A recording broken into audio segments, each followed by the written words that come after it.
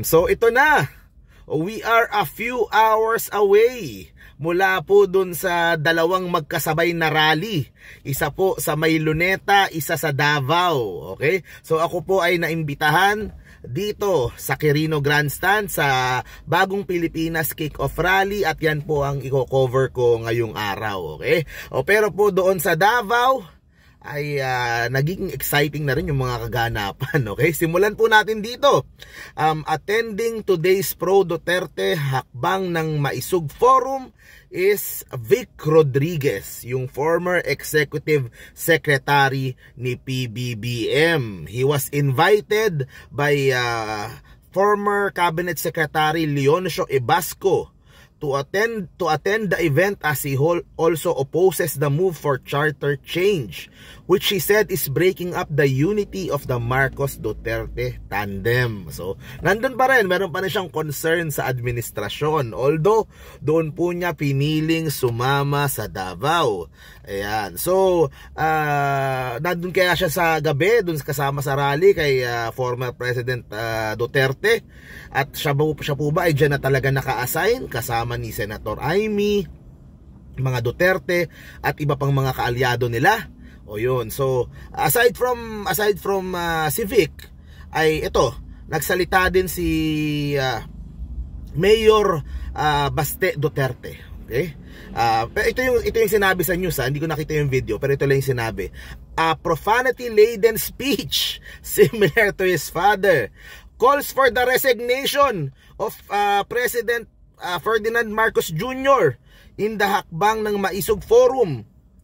Ayan, kung wala ka kay gugma ug aspirasyon sa nasud, resign, sabi ni Mayor Baste. Naku po, mabigat ang coming from the Davao City Mayor himself. Okay, so medyo yung branding niya nalalapit sa kanyang ama, 'di ba? Na palamura din. And alam nyo, sa totoo lang, itong si Baste, kaboses talaga ni Tatay Digong. Sa totoo lang, pagpapakinggan mo yung boses niya, parang si Digong yung nagsasalita.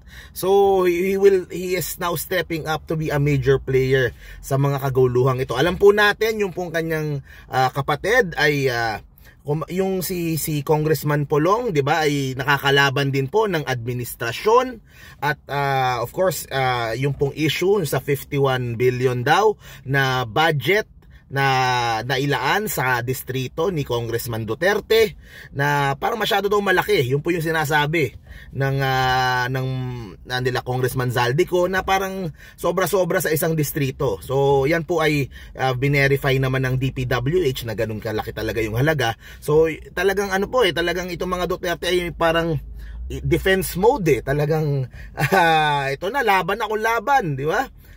Parang kung hindi mo kaya trabaho mo, resign.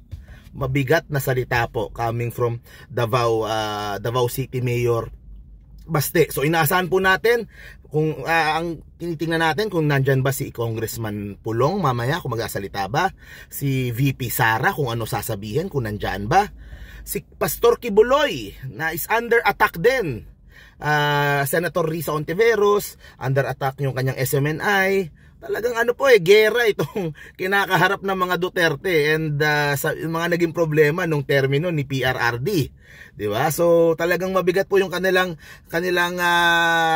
inaano po ngayon, hinakaharap ngayon. So aside from that, isa pa po ay si Senator Amy, okay? Si Senator Amy ay nagsalita din po. Ito statement niya, nakumbida kami sa bagong bagong Pilipinas.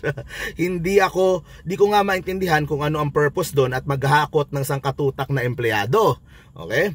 May overtime, may full day pay, may pagkain, may shuttle, asahan daw kung anong gagastusin, i-reimburse.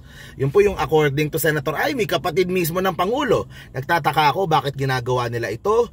Linggo pa naman, ano ba yung purpose? Kasi pagkakaalam ko, nailunsad na yung bagong Pilipinas. Tapos na yun. Bakit ilulunsad muli? Nalilito ako. Parang nakakapraning yata, mas nervyusin ka pag nag-show of force. So yun po yung according to Senator Amy. So medyo klaro kung nasa ang panig si Senator Amy. Ang tanong siya po ba ay magsasalita mamaya dyan sa Davao? kasama nila VP Sara, ni PRRD, ni Mayor Baste, ni Vic Rodriguez.